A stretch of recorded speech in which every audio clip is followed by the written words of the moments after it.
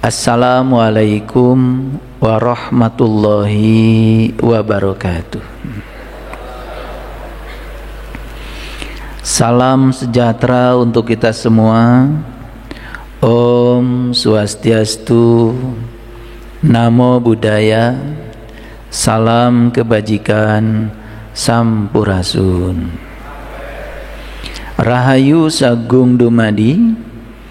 Semoga seluruh makhluk hidup di semesta ini, baik yang kelihatan maupun yang tidak kelihatan, di setiap ruang dan waktu, di semua tingkatan, senantiasa hidup berbahagia. Dan mari kita yakinkan, kita berjanji pada diri kita sendiri, di hari baru ini dan seterusnya, tidak boleh lagi ada orang yang terluka oleh kata-kata kita. Tidak boleh lagi ada orang yang terampas hartanya oleh kita. Tidak boleh lagi ada orang yang berkurang kebahagiaannya bertemu dengan kita. Mari kita bertekad untuk menjadi sumber cinta, sumber sukacita, sumber kedamaian, sumber keberkahan, sumber cahaya bagi semua makhluk di semesta ini. Segala puji hanya milik Allah yang telah menghadirkan kita di tempat yang penuh berkah ini, dan saya yakin semua sahabat yang hadir di sini maupun yang sudah standby di rumahnya masing-masing lewat live TikTok, ada puluhan ribu sahabat kita yang sudah menunggu kajian ini. Saya yakin kita semua bisa berkumpul baik di ruang nyata maupun di ruang maya, karena kita ada kesamaan frekuensi, kesamaan vibrasi, kesamaan energi, karena kita memiliki resonansi, karena kita memiliki tujuan yang sama. Oleh karena itu mari kita puji Allah bersama-sama membaca hamdalah. Alhamdulillahi Rabbil Alamin.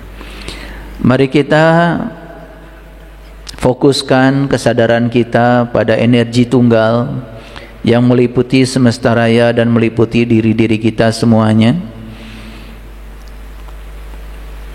Kita sadari kehadiran Dia dalam diri kita. Dia sudah mewujud dalam diri kita nyata senyata-nyatanya. Dia sudah hadir sebagai nafas yang hidup dalam diri kita. Dia hadir sebagai aliran darah kita. Dia hadir sebagai detak jantung kita. Dia hadir sebagai daya yang membuat tubuh kita berwibawa, berkarisma. Tanpa kehadiran Allah, tubuh ini hanya songok daging yang siap diasingkan. Siapapun yang selalu sadar merasa bersama Dia, tidak pernah ditinggalkan Dia, maka hidupnya akan selalu tenang dan damai. Karena bahagia yang sejati bukan di luar, tapi bahagia yang sejati ada di dalam diri kita. Dengan kesadaran itu, mari kita mohon ridhonya, mohon berkahnya. Kiranya hari ini menjadi hari baru kita dengan kesadaran baru, dan seterusnya kita akan meningkat kesadarannya sampai puncaknya kita bisa mencapai puncaknya kesadaran kita yang namanya Sidratil Muntaha. Kita sapa asma Allah dengan kelembutan dan cinta seraya membaca basmalah. Bismillahirrahmanirrahim. Sebelum memulai kajian ini, ada satu pertanyaan dari saya, dan dijawab ya oleh masing-masing kita. Sejak kita lahir sampai kita usianya sekian hari ini, ada yang 50 tahun, 60 tahun, 70 tahun. Coba kita tanya, hidup kita itu berdasarkan harapan orang lain atau berdasarkan kebenaran dan harapan jiwa kita? Pertanyaannya diulang ya. Dari sejak lahir sampai sekarang ini, hidup kita ini berdasarkan harapan orang lain atau berdasarkan harapan jiwa kita yang ada di dalam diri kita? Silakan dijawab. Sudah terjawab? Oke. Kalau belum mengerti pertanyaan ini, nanti saya akan elaborasi lebih dalam lagi. Sejak kita lahir ke alam dunia ini, kan sudah ada ayah ibu kita, sudah ada kakak-kakak kita, sudah ada nenek kakek kita, sudah ada madrasah, sudah ada sekolahan, sudah ada pondok pesantren, sudah ada lembaga-lembaga pendidikan dengan segala kurikulumnya. Jangan-jangan saat kita datang ke dunia ini, kita sudah membawa skrip kita sendiri, tetapi yang terjadi, hidup kita mengikuti skrip yang datang dari orang lain.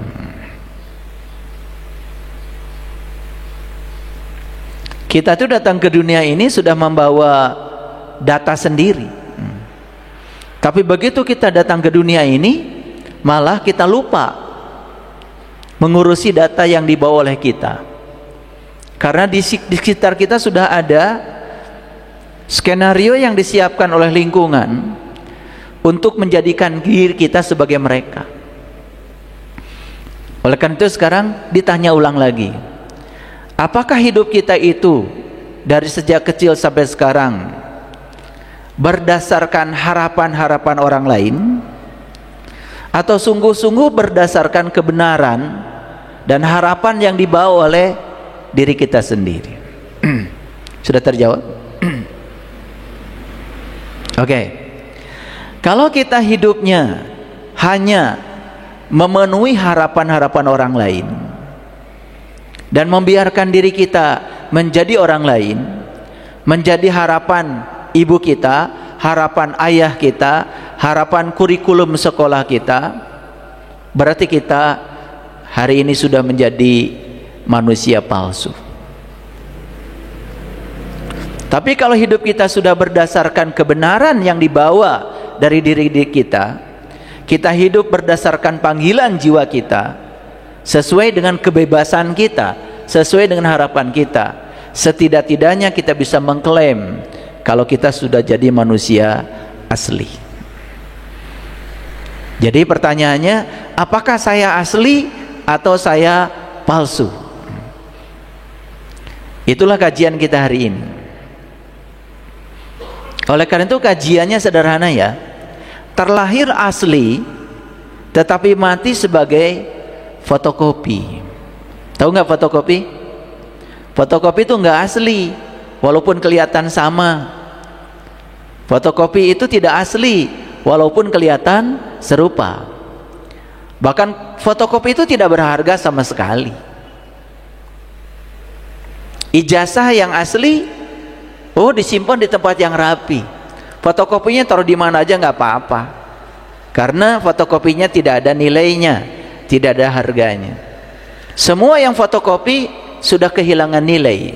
Semua yang fotokopi sudah kehilangan harga.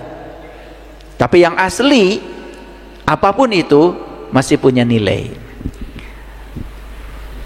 Kira-kira bisa memahami ya kajian kita hari ini.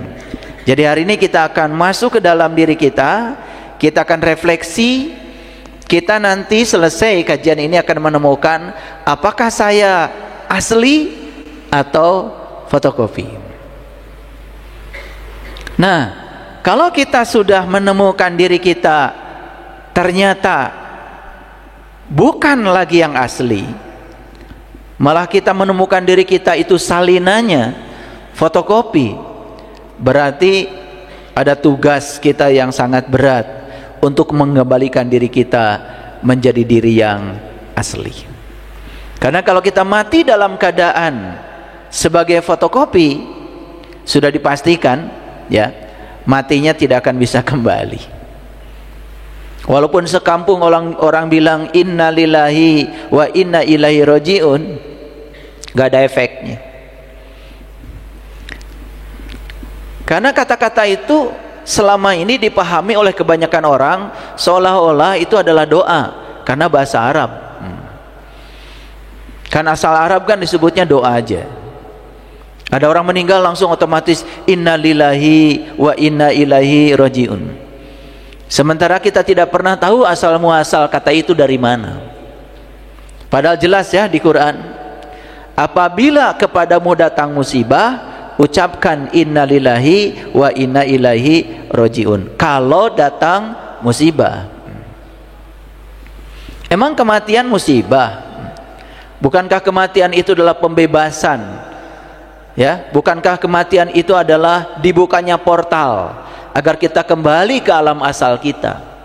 Bukankah kematian itu adalah berkah? Ya, cuma karena kita mengikuti kebanyakan orang juga kalau ada yang meninggal mengucapkan kalimat itu, seolah-olah kalimat itu dianggap doa dan kita melakukannya. Itulah bedanya manusia asli dengan fotokopi. Manusia fotokopi itu ngikutin kebanyakan orang aja. Orang melakukan begitu, ikut saja. Jadi sekali lagi pertanyaannya sederhana.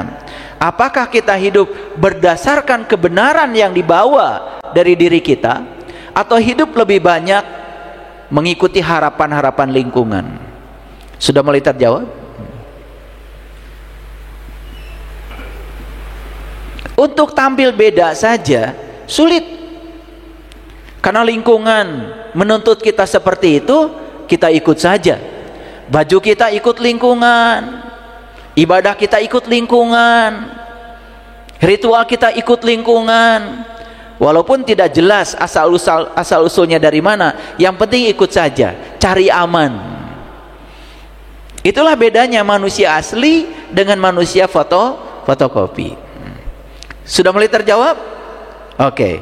Kalau pertanyaan saya terlalu sulit di awal, nanti lama-kelamaan akan pelan-pelan bisa menjawab. Oh, ternyata saya ini lebih berat asli atau fotokopi? Nanti akan kebuka ya semuanya. Baik.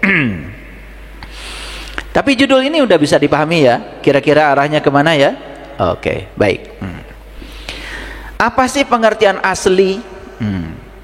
Dalam bahasa Indonesia, asli itu merujuk pada sesuatu yang tidak ada campurannya. Asli itu murni, asli itu tulen, bukan salinan, memiliki asal usul yang jelas. Itu yang disebut dengan asli. Jadi asli itu murni, tulen, tidak ada campurannya.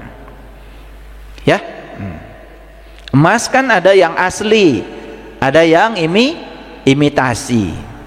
Jadi yang imitasi itu kan bukan emas, tapi pura-pura emas, kelihatannya seperti emas. Yang bukan tukang emas tentu saja gampang ditipu, tapi yang tukang emas tahu kalau itu bukan emas. Sama seperti kita ya, yang sudah jadi manusia asli gak bisa ditipu. Tapi yang fotokopi gampang ditipu. Ya, kebenaran saja kalau diulang-ulang, lama-kelama kebohongan saja kalau diulang-ulang, lama-kelamaan dianggap kebenaran oleh si fotokopi. Kalau si asli, walaupun diulang-ulang yang namanya kebohongan, ya tetap saja kebohongan. Dia tidak bisa mengubah kebohongan menjadi kebenaran. Ya.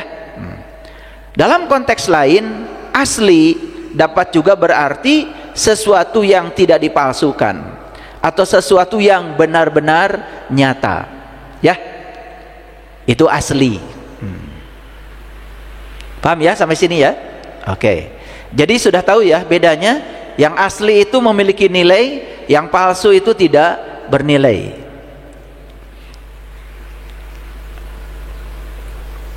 Kita lanjut. Pengertian asli yang lain adalah murni atau tulen. Ya, contohnya emas asli. Berarti emasnya tidak dicampur dengan logam lain. Ya toh? Itu. Nah, kalau ada emas yang tidak asli, masih ada nggak emas aslinya di situ? Ada emas yang tidak asli, sudah ada campuran yang lain, masih ada nggak emas aslinya di situ? Masih. Kalau ada bensin yang tidak asli, ya, sudah dicampur zat lain, masih ada nggak bensin aslinya di situ? Masih. Cuman sudah tercampuri oleh yang lain. Jadi kalau ingin menjadi asli kan gampang ya. Tinggal meniadakan campurannya. Sehingga akan kembali menjadi asli. Paham ya? Oke. Pelan-pelan ngajinya. Ini kecepatannya masih 2 km per jam ya. Supaya masuknya nanti gampang. Jadi asli itu bukan salinan ya. Ijazah asli. Nah, ijazah yang bukan fotokopi atau salinan. Ya. Tidak dipalsukan. Barang antik yang asli berarti barang antik yang tidak palsu dan bukan tiruan. Nah, sekarang ini kan ada istilah KW ya. KW1, KW2, ya toh? Iya. Hanya orang yang palsu yang gampang untuk percaya pada yang palsu. Yang asli tidak akan bisa percaya. Mohon maaf ya. Sampai sekarang kita tidak bisa membedakan mana ilusi, mana kebenaran. Bahkan ditukar-tukar nih sekarang. Yang ilusi dianggap kebenaran, yang kebenaran dan nyata dianggap ilusi. Ini pekerjaan Dajjal ini, ya. Pekerjaan si pembohong. Ya, pernah lihat Dajjal? Masih nunggu datangnya Dajjal? Dajjal tuh si mata satu. Dajjal tuh si mata satu. Jadi matanya cuma satu. Paham? Paham apa tidak? Ya. Bukan satu begini. Ya kan ada gambarnya tuh di internet, matanya satu gitu. Si mata satu itu melihat sesuatu hanya dengan satu sudut penglihatan. Makanya kita dikasih dua mata, ainain. Satu mata lahir. Mata lahir ada berapa? Ada dua. Nah ini dihitungnya satu nih, satu. Karena yang kiri yang kanan sama-sama ini mata untuk melihat yang lahir. Kalau kita melihat hanya dengan mata yang lahir, ya itu namanya baru melihat dengan satu mata. Nah oleh Allah kita dikasih mata yang kedua, namanya mata jiwa, mata kolbu, mata ruhani. Apapun namanya nggak penting. Yang paling penting pertanyaannya, apakah mata yang kedua itu sekarang sudah bisa melihat atau belum? Itu aja. Nah orang yang melihat kehidupan hanya dengan satu sudut pandang, satu mata, namanya mata lahir, itu melihat dengan satu mata, itu Dajjal. Nah orang yang sudah bisa melihat dengan dua mata, mata lahir maupun mata batin, sehingga dia tidak tertipu lagi penglihatannya, maka dia tidak mungkin lagi bisa dibohongi. Oke, kalau begitu sudah bisa melihat Dajjal sekarang? Siapa? Si mata satu, melihat dengan satu sudut pandang, yaitu melihatnya hanya dengan satu mata, yaitu mata lahir.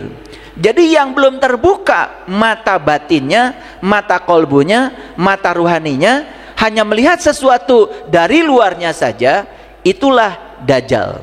Maka dia gampang dibohongi, dan dia juga gampang membohongi. Paham sampai sini? Pertanyaan lagi sekarang, jadi sudah bisa melihat Dajjal? Banyak? Banyak, ya. Kira-kira ada nggak di ruangan ini? Ada ya ternyata. Gak usah jauh-jauh. Nanti akan kelihatan ya. Saya Dajjal atau bukan nanti kelihatan. Ini belum masuk. Karena ciri-cirinya belum saya bahas. Ya. Jadi pengertian asli yang lain memiliki asal usul yang jelas. Contoh, dokumen asli itu dokumen yang memiliki asal usul dari lembaga yang terverifikasi, terindeks istilahnya itu, terverifikasi, tersertifikasi itu, ya. Tumbuh atau berasal dari suatu tempat, misalnya sifat bawaan asli. Itu biasanya merujuk kepada sifat yang sudah ada sejak dari lahir. Lihat saya semuanya para sahabat.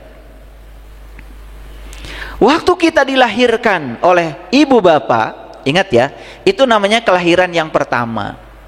Nah, di kelahiran yang pertama itu kita mewarisi sifat-sifat dari ibu dan bapak.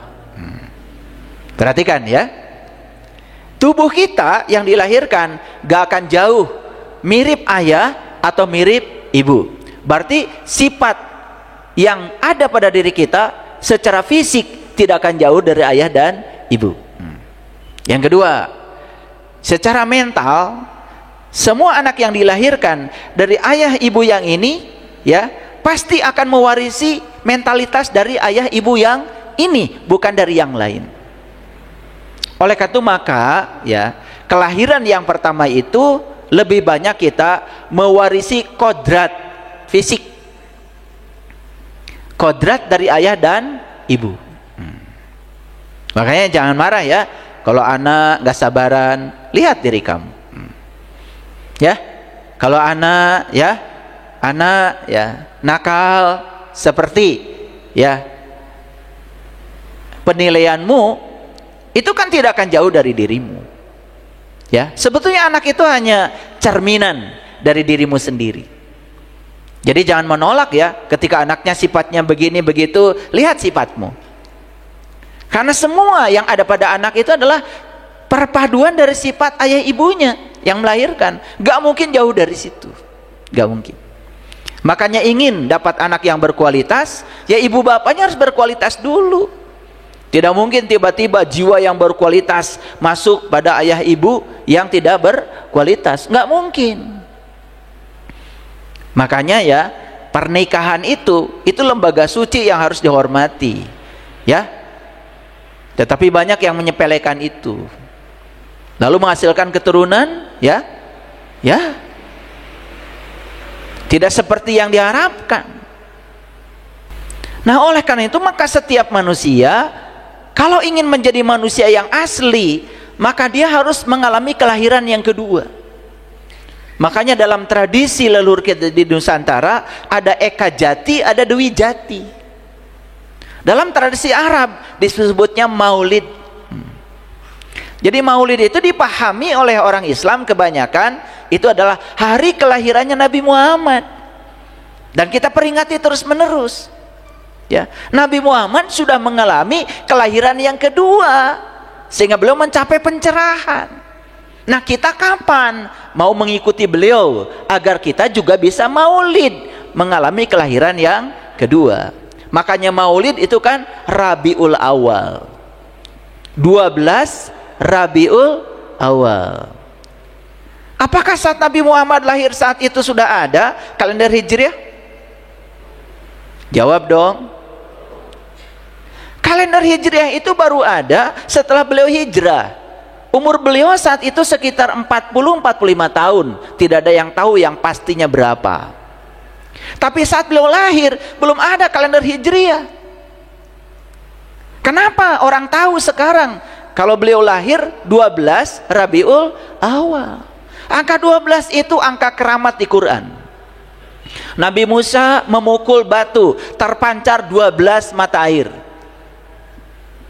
Ya, maka di Bani Israel ada 12 pemimpin, diabadikan dalam Quran surat Al-Maidah ayat 12-13. Angka 12 itu angka keramat. Saya terkagum-kagum dulu ya ketika mulai belajar ilmu meniti ke dalam diri. Ternyata ya huruf ya yang membangun kalimat asyhadu alla ilaha illallah itu 12. Dan huruf yang membangun wa asyhadu anna Muhammad Rasulullah juga 12. Makanya dalam kalimat syahadat itu ada 12. Kalau disatukan itu jadi 24. Bukan sekedar 24 jam. Bukan sekedar sehari semalam 24 jam. Tapi 24 itu adalah nomor surat yang sangat agung di Al-Quran, yaitu surat An-Nur. Dan ternyata surat An-Nur itu ketika disimpulkan adanya di Quran surat An-Nur ayat 35. Disitulah ada cerita tentang Mishkatul Anwar. Makanya Imam Al-Ghazali di penghujung kehidupannya, di penghujung perjalanan spiritualnya, menulis satu kitab yang sangat penting. Nama kitabnya Mishkatul Anwar. Isi kitabnya adalah membahas Quran surat An-Nur, surat ke-24 ayat 35, satu ayat saja. Bukan satu surat, satu ayat saja dalam satu kitab, 5 bab itu. Sampai puncaknya kita bisa membedakan mana cahaya majasi, mana cahaya yang sejati, mana yang disebut dengan nur ala nurin. Nah, siapa yang sudah sampai di pengalaman itu, maka dia sudah mencapai pencerahan. Dan orang akan sampai di pengalaman itu kalau sudah mengalami yang namanya Dwijati, Maulid. Makanya Maulid itu Rabiul Awal. Apa artinya Rabiul Awal? Rabiul Awal adalah awal mengenal Rob. Jadi Rabiul Awal itu awal mengenal Rob. Makanya 12 itu simbolik dari 1 dan 2. 1 itu adalah hamba, 2 itu Allah dan Rasulnya. Maka siapa yang sudah bisa bersahadat, si hamba ini yang satu pada Allah dan Rasulnya secara hakikat dengan syahadat yang sebenar-benarnya, syahadat sejati namanya, syahadatain namanya. Kalau orang Cirebon bilangnya sakaten, itu dari syahadatain. Hamba sudah bisa menemukan Allah, hamba sudah menemukan Rasulnya di dalam dirinya secara hakikat. Itulah yang disebut dengan awal mengenal Tuhan. Itu yang disebut dengan Maulid. Apa yang terjadi dengan kita selama ini? Bikin panggung, mengundang penceramah, yang ceramah entah tahu yang dibicarakan apa. Yang penting sudah ikut peringatan. Kapan kita mau menjadi pelakunya? Kapan kita menjadi learning to be? Kapan kita menjadi diri kita? Kapan kita bisa mengalami pengalaman itu? Saya tidak menjadi anti dengan peringatan Maulid. Itu juga menjunjung tinggi, ya, menghormati kelahiran beliau. Tetapi jauh melampaui itu semua, kita harus mengalami pengalaman itu sendiri. Kita harus mengalami Rabiul Awal, awal mengenal Rob. Karena pada dasarnya setiap manusia awalnya mengenal Tuhan. Dan sekarang manusia menjadi tidak mengenal Tuhan. Karena apa? Karena sudah menjadi diri palsu, sudah menjadi diri yang fotokopi, kehilangan identitas aslinya.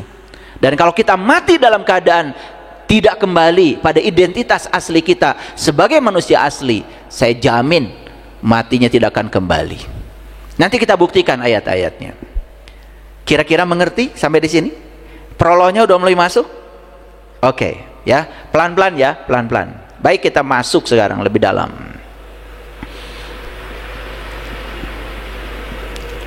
Di Al-Quran itu surat Al-A'raf ayat 179 ada kata-kata begini, ulaika kal an'am balhum adol. Mereka itu sebagai binatang, bahkan lebih sesat lagi. Pernah dengar kalimat itu? Pernah dengar kalimat itu? Oke, sekarang kita bongkar rahasianya. Ini surat Al-A'raf ayat 179. Di penghujung Quran surat Al-A'raf itu ada kata-kata ulaika kal an'am balhum adol. Ya. Mereka itu sebagai binatang ternak, bahkan lebih sesat lagi dari itu. Siapa mereka itu? Ini kan sedang cerita manusia.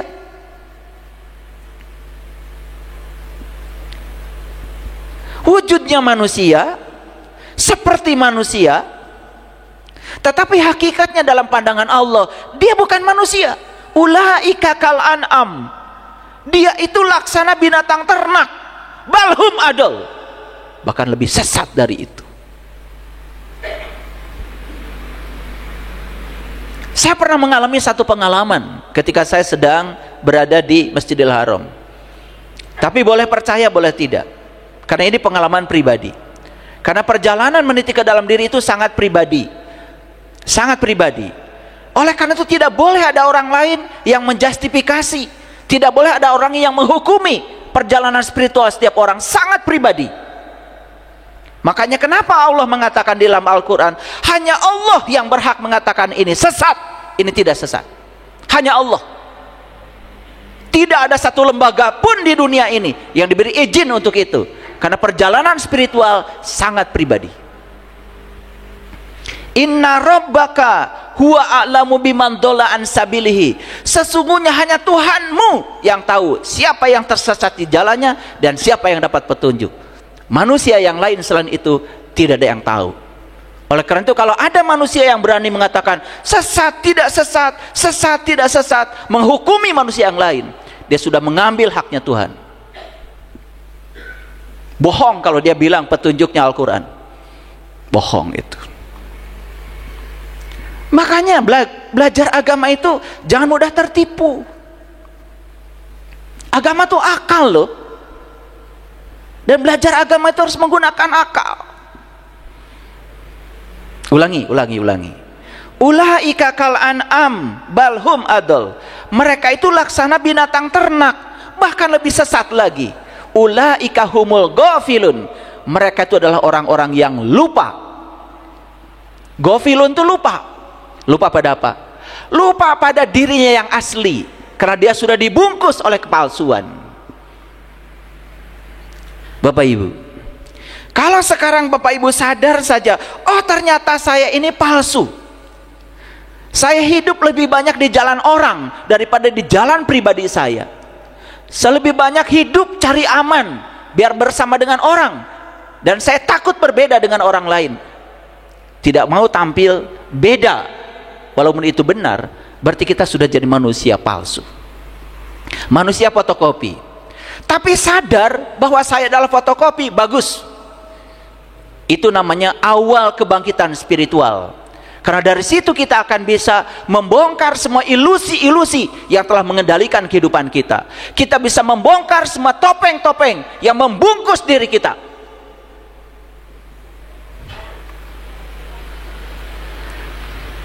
Ketika kita sudah mampu membongkar topeng yang membungkus diri kita, apa yang berikutnya terjadi? Kita tidak hidup dengan validasi orang lain. Hidup tidak perlu persetujuan siapapun. Hidup sudah bebas. Dari apa? Dari kemerdekaan dan kebenaran yang ada pada jiwa kita. Hidup berdasarkan panggilan jiwa, bukan hidup berdasarkan panggilan orang lain. Bayangkan anak kita baru lahir ke dunia, ditanya, nanti kalau sudah besar mau jadi apa? Selalu ya, jadi dokter, jadi insinyur. Seolah-olah mereka harus seperti itu, seperti yang dimau oleh orang tua. Bukan jadi dirinya sendiri. Dan kita arahkan, kita program pikiran mereka seperti yang kita mau. Dan sukses bukan menjadi dirinya sendiri, tapi sukses ketika mereka menjadi seperti yang orang tua mau. Lalu mereka bekerja di tempat yang mereka tidak suka, berpura-pura suka, berpura-pura sibuk, berpura-pura senang. Tapi mereka semua telah menjadi manusia palsu, padahal mereka tidak bekerja di bidang yang mereka suka. Mohon maaf Bapak Ibu, saya dosen dulu, sekarang sudah berhenti.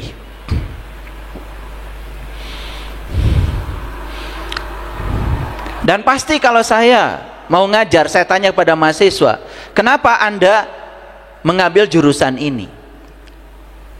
Ngambil jurusan fisika, karena saya dosen fisika. Tidak ada satu mahasiswa pun di kelas yang mengatakan senang fisika. Tidak ada. Tetapi mereka mengambil jurusan fisika, bunuh diri itu. Begitu saya tanya, kenapa kamu ada jurusan ini? Karena orang tua mau, karena lingkungan mau. Dia sudah menjadi diri orang lain, dia sudah berada di jalan orang lain, bukan di jalannya sendiri. Padahal prinsip sukses itu kalau orang Jepang menyebutnya ikigai. Temukan apa yang kamu suka dalam hidup, lalu tanya pada dirimu, apakah yang kamu sukai itu dibutuhkan orang atau tidak? Itu tahapan yang kedua. Apakah yang kamu suka dan dibutuhkan orang itu memungkinkan mendatangkan berkah bagi kamu? Suka tidak suka, tidak munafik bahwa kita perlu berkah, perlu uang, perlu harta, perlu dunia. Kalau tidak ada uang, Bapak Ibu tidak hadir di sini. Pertanyaan yang keempat, saya menyukai sesuatu, yang saya sukai dibutuhkan banyak orang, yang saya suka dan dibutuhkan banyak orang, ternyata memungkinkan untuk menjadi pekerjaan saya. Dan berikutnya apa? Saya harus menjadi satu-satunya di pekerjaan itu. Itu yang namanya profesional. Bukan kita yang mencari uang, uang mencari kita. Itulah sumber awal keberlimpahan. Orang Jepang menyebutnya ikigai. Udahlah, nggak usah pakai bahasa Jepang biar nggak pusing. Tetapi apakah yang 4 itu sudah kita miliki? Jangan-jangan Bapak Ibu dari mulai kerja sampai pensiun tidak bisa menikmati pekerjaan, karena bekerja bukan di tempat yang Bapak Ibu suka. Bahkan pekerjaan merapat sebagai beban. Betul? Palsu apa asli kita?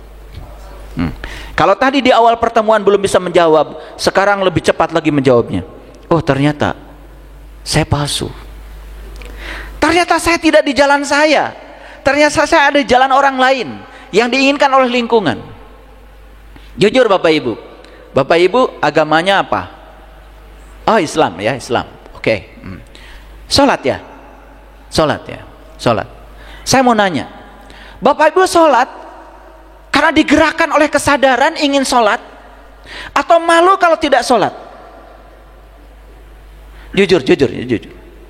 Yang mana?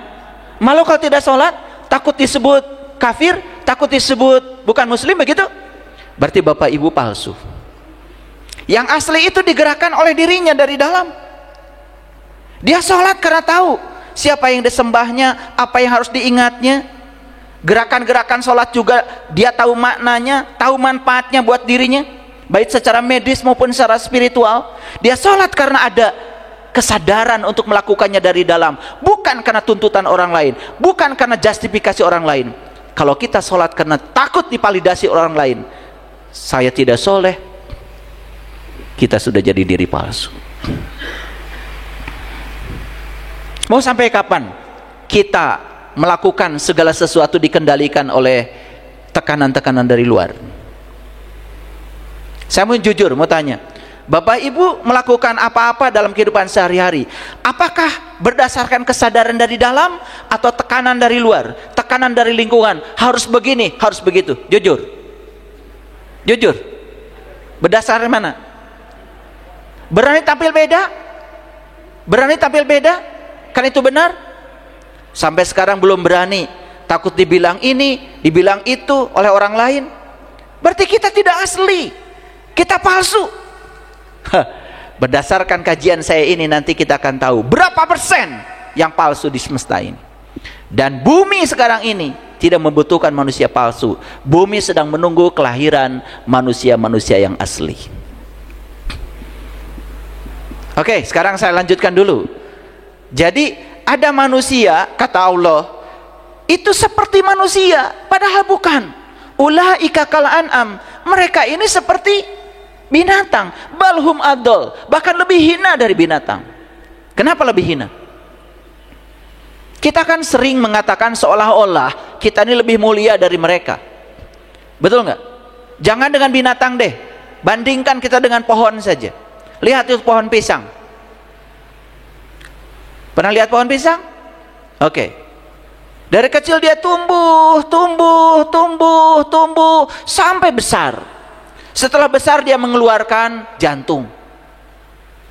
Tumbuh jantungnya, merekah, akhirnya mengeluarkan pisang kecil-kecil, masih baby. Sampai pohonnya itu miring, menahan buah pisang itu. Lagi hamil dengan buah pisang itu. Buah pisang itu kemudian menua. Dan setelah menua, apa yang terjadi? Dia persembahkan semua buah pisang itu buat manusia. Dan sampai sekarang tidak ada kejadian pohon pisang memakan satu buah pisang pun. Dan setelah mempersembahkan semua karyanya itu pada manusia, dia mati pohon pisang itu. Dan setelah mati sama sekali tidak memikirkan tempat istimewa setelah kematiannya. Tidak pohon pisang itu. Saya pernah tanya pohon pisang, ini kamu ini setelah mempersembahkan pisang masuk surga apa neraka? Gak jawab pohon pisang. Beda dengan manusia, tumbuh besar, memiliki harta, digenggamnya habis-habisan, orang lain susah, gak peduli. Ini milikku, ini punyaku, semua untuk dipersembahkan kesenanganku. Setelah mati memikirkan tempat istimewa, padahal selama hidupnya tidak ada yang istimewa dari kehidupannya. Orang lain susah pun dia tidak peduli. Muliaan mana kalian dengan pohon pisang? Muliaan mana? Saya tidak menjadi alergi ketika manusia mengatakan dirinya lebih istimewa dari semua yang ada di alam semesta ini. Tapi tunjukkan keistimewaan Anda di mana? Tunjukkan kemuliaan Anda di mana? Bahkan banyak orang tidak peduli kepada makhluk lain, tidak peduli pada pohon. Saya pernah menyaksikan di Bali, ada orang bule yang datang ke Bali hanya untuk menolong anjing-anjing yang liar. Jadi dia bawa uang dari Bali, dia dikumpulkan anjing-anjing liar itu, dia sewa rumah hanya untuk membuat anjing liar itu terpelihara. Itu aja setiap hari yang dia lakukan. Saya aja berpikir belum tentu saya bisa melakukan seperti itu. Kalau sama anjing aja pedulinya begitu luar biasa, apalagi sama manusia yang lain, cinta kasihnya begitu luar biasa. Saya teringat ada sebuah cerita dalam sebuah hadis. Saat itu ada seorang sahabat melaporkan kejadian seperti ini pada Rasulullah. Ada seorang sahabat melihat anjing yang sedang berputar-putar karena kehausan, dan kemudian ada seorang sahabat mengambil terompahnya dan mengambil air itu, dan kemudian memberi minum air itu hanya satu anjing. Kata Nabi, min ahlil jannah, di ahli surga. Kebayang tuh orang bule yang di Bali itu ahli apa ya, cinta kasihnya begitu luar biasa. Ada saudara-saudara saya di Australia ya, cerita sama saya, bahkan ada seseorang yang pergi bertamasya, dia lupa anjingnya terkurung di rumahnya. Itu aja bisa berurusan dengan hukum. Di negara beradab seperti itu. Ya, kita kucing datang ditendang, anjing datang ditendang. Sekalipun kasih makan, kasihlah tulangnya. Betul enggak? Ya. Betul apa tidak?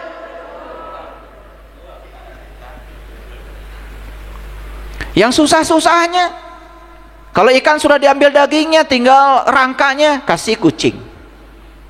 Kata kucing, luar biasa manusia. Dia makan dagingnya, gua makan yang berbahayanya. Betul apa tidak?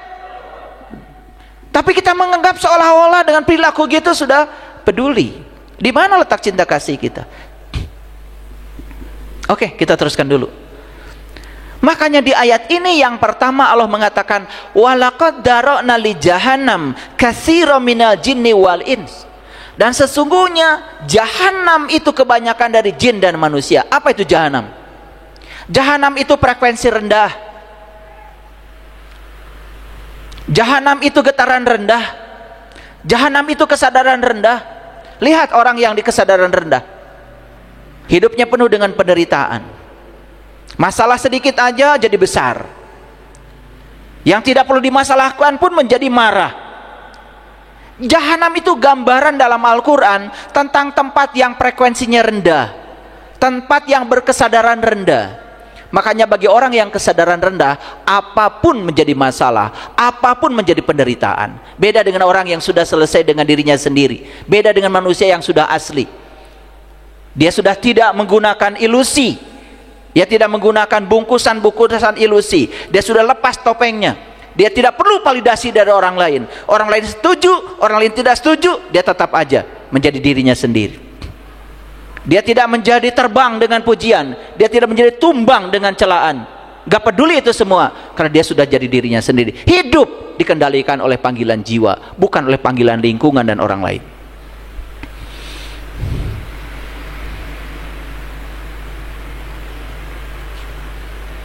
Makanya Quran mengatakan walaqad darana li jahannam katsiran minal jinni wal ins lahum qulub la yafqahuna biha. Perhatikan para sahabat, kata-kata yang sangat jenius dalam Al-Quran. Perhatikan, saya bongkar isinya ya, supaya mengerti semuanya. Dan sesungguhnya jahanam itu kebanyakan dari jin dan manusia. Jadi sebetulnya kebanyakan manusia itu berada di frekuensi rendah. Siapa itu? Yang sudah kehilangan identitas aslinya, yang membiarkan dirinya ya dikendalikan oleh segala faktor eksternal. Lihat itu, coba. Barangkali Bapak Ibu yang ada di sini bahagia saja bergantung pada orang lain. Orang lain baik sama kita bahagia, orang lain tidak baik sama kita, kita menderita, begitu? Mau sampai kapan kita hidup seperti itu? Terus diombang-ambing oleh faktor eksternal. Begitu di luar ada turbulensi, di dalam juga turbulen. Inilah ciri manusia palsu. Kalau manusia asli, sebesar apapun turbulensi di luar sudah tidak peduli, dia tetap tenang di dalam. Bisa, bisa. Mau begitu? Ya, oke. Saya kasih jalannya ya. Mereka punya kolbu, tetapi tidak dipergunakan untuk memahami. Lihat kejeniusan Al-Quran. Di sini memahami bukan dengan pikiran, memahami dengan kolbu. Beda. Kalau kalian sekolah dulu memahami dengan otak, makanya hasil sekolah tinggi-tinggi. Banyak juga yang tidak jujur. Hasil sekolah tinggi-tinggi, banyak juga yang tidak sadar. Bahkan berita-berita terakhir ini sudah mencapai ya tingkatan akademik yang paling tinggi, malah melecehkan mahasiswanya. Itu produk dari intelektual. Allah sedang berbicara memahami bukan pakai otak, tapi memahami pakai kolbu. Sudah bisa memahami pakai kolbu? Sudah bisa apa belum? Apa itu kolbu? Kolbu itu adalah suatu lokus dalam pribadi kita. Dan Allah mengatakan langit dan bumi tidak akan cukup menampung zatku, tapi kolbunya orang yang beriman itulah rumahku. Kolbu itu adalah Baitullah, tempat Allah tinggal. Kolbu itu adalah pusatnya kesadaran. Makanya kesadaran akan melahirkan kecerdasan. Jadi cerdas dengan pintar itu beda, hadirin. Kalau pintar itu mengoleksi pengetahuan, terkadang tidak ada artinya. Menolong dirinya sendiri juga tidak. Tapi kalau cerdas itu berhubungan dengan kesadaran. Jadi Allah mengatakan sesungguhnya manusia dan jin itu kebanyakan berada di jahanam, ya. Kenapa mereka? Mereka itu punya kolbu, tapi tidak digunakan untuk memahami. Nah ini, memahami dengan kolbu. Gimana caranya? Disinilah perlu seorang guru yang bisa mengajarkan kita meniti ke dalam diri, sehingga kita bisa menemukan pemahaman dengan kolbu. Itu yang disebut dengan intuisi. Sudah bisa? Sudah bisa belum? Sudah bisa apa belum? Belum. Terus mau kapan bisanya? Mau kapan bisanya? Mau nunggu kapan? Nunggu banyak uang? Nunggu rumah banyak? Nunggu tua? Nunggu pensiun? Siapa yang bisa menjamin kalau usianya sampai pensiun? Itu. Sekarang Bapak Ibu, sekarang tidak boleh ditunda lagi. Orang sombong yang mengatakan besok masih ada waktu, dan kita senang sekali menunda sesuatu, apalagi yang penting. Mereka mempunyai mata tetapi tidak dipergunakan untuk melihat. Coba kalimat ini sederhana ya. Walahum a'yunul la yubshiruna biha. Coba perhatikan, mereka punya mata tetapi tidak digunakan untuk melihat. Coba saya sekarang tanya, Bapak Ibu sekarang punya mata? Punya. Digunakan untuk melihat. Kan digunakan. Bisa melihat saya sekarang? Bisa. Sekali lagi, punya mata? Punya. Bisa lihat saya? Kan digunakan itu. Sedangkan ayat ini mengatakan mereka punya mata, tapi tidak digunakan untuk melihat. Kira-kira cerita mata yang mana? Nah, sekarang pertanyaan diganti oleh saya. Bapak Ibu punya mata lahir? Punya. Bisa lihat saya? Tuhan, udah digunakan. Yang dibicarakan di ayat ini adalah mereka punya mata, tetapi tidak digunakan. Mata yang mana kira-kira? Mata lahir atau mata batin? Oke, sekarang saya tanya, apakah Bapak Ibu punya mata jiwa? Punya. Punya mata batin? Punya. Punya mata ruh? Punya. Apakah sudah digunakan? Oke, masuk ayat ini. Masuk. Oke, makanya harus cerdas memahami ayat itu ya. Harus cerdas. Perhatikan. Ayat berikutnya, walahum azanul la yasmauna biha. Mereka punya telinga, tetapi tidak digunakan untuk mendengar. Pertanyaan saya, Bapak Ibu, Bapak Ibu sekarang mendengarkan suara saya? Berarti telinganya dipakai atau tidak? Dipakai. Sedangkan ayat ini cerita apa? Cerita mereka yang punya telinga tetapi tidak digunakan. Jadi kira-kira telinga yang mana Bapak Ibu? Telinga yang mana? Oke, jujur ya, ini jujur. Bapak Ibu, suka ada nggak suara dari dalam? Oke, terdengar apa tidak? Terdengar. Diikuti apa tidak? Mana yang Bapak Ibu sering ikuti? Suara luar atau suara dalam? Itu yang bikin kalian jadi manusia fotokopi. Makanya kalian jadi orang lain. Karena tidak mendengarkan suara dalam. Yang didengarkan semua suara-suara dari luar. Jadi kira-kira ayat ini berbicara organ yang bersifat fisik atau yang metafisik? Oke, kita simpulkan. Jadi menurut Al-Quran surat Al-A'raf 179, yang namanya manusia itu dia punya kolbu, digunakan untuk memahami. Memahaminya sudah pakai kolbu, ya toh? Kalau memahami pakai kolbu, Ibu, urusannya dengan rasa. Rasa. Kalau orang sudah tajam rasanya, sudah tidak pakai intelektualitas lagi. Kamu mau bantu orang, orang sudah jelas-jelas susah, pakai intelektualitas. Setan mulai masuk di sini. Enak aja, duit saya. Nanti kebiasaan kalau saya tolong. Tuh, yuwaswisu fi sudur. Kesadaran kita digoncangkan oleh yuwaswisu. Dari mana? Itu dari pikiran palsu. Tetapi kalau rasa yang sudah tajam, sudah tidak memikirkan lagi intelektualitas.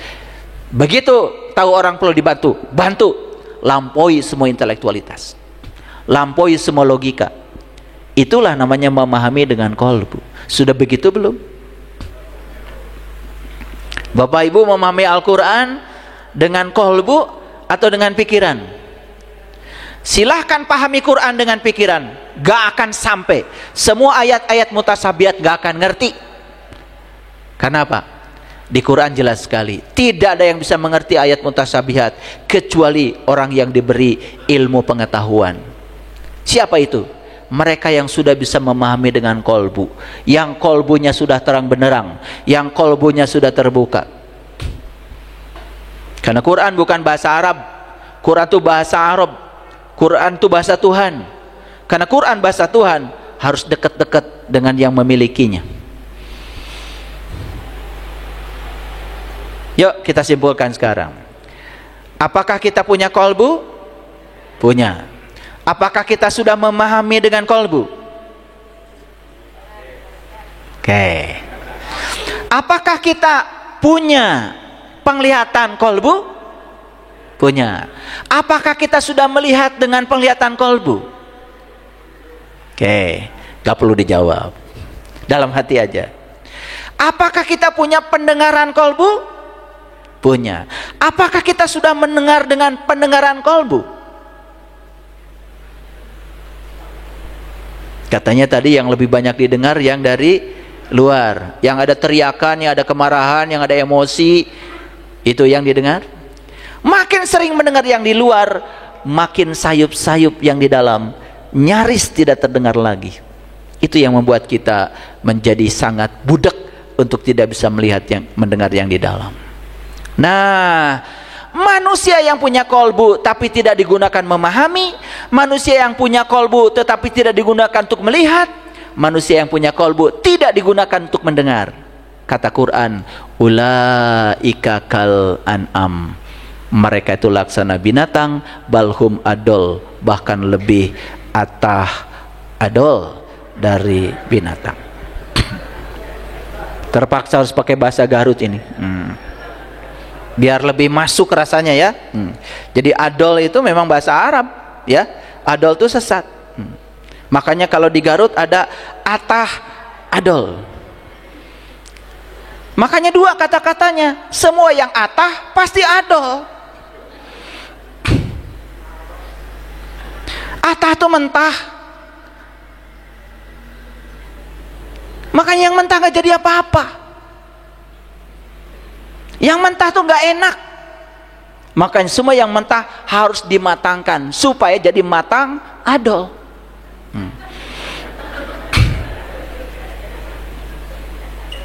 Oke, sampai sini ngerti? Banyak gak kira-kira manusia yang menurut Allah ulaika kal an'am, jadi wujudnya seperti manusia tetapi dalamnya kayak serigala? Coba lihat sekarang, banyak manusia yang berakhlak serigala. Ibunya dibunuh, ayahnya dibunuh, anaknya dibunuh, anak lahir dikasih karung, dibunuh, diasingkan, hanya untuk dibilang terhormat oleh masyarakat. Banyak kayak gitu. Oke, sudah mengerti sekarang? Itu asli apa palsu? Asli apa palsu? Oke, jadi yang asli itu dari dalam, ibu bapak. Yang palsu itu dalamnya amburadul, dia coba membuat dinding seolah-olah dia di luar bagus. Itu topeng yang sangat berbahaya. Mau sampai kapan kita hidup bertopeng seperti itu? Oke, sudah mulai kebuka nih? Sudah mulai. Jadi pertanyaan saya lagi, apakah hidup kita selama ini mengikuti harapan pihak luar atau mengikuti kebenaran yang berjalan di dalam diri kita? Dan mengikuti kebenaran dalam diri itu, Bapak Ibu, sangat-sangat berbahaya, seperti yang sudah saya alami. Mengikuti kebenaran dari dalam, saya harus tampil beda.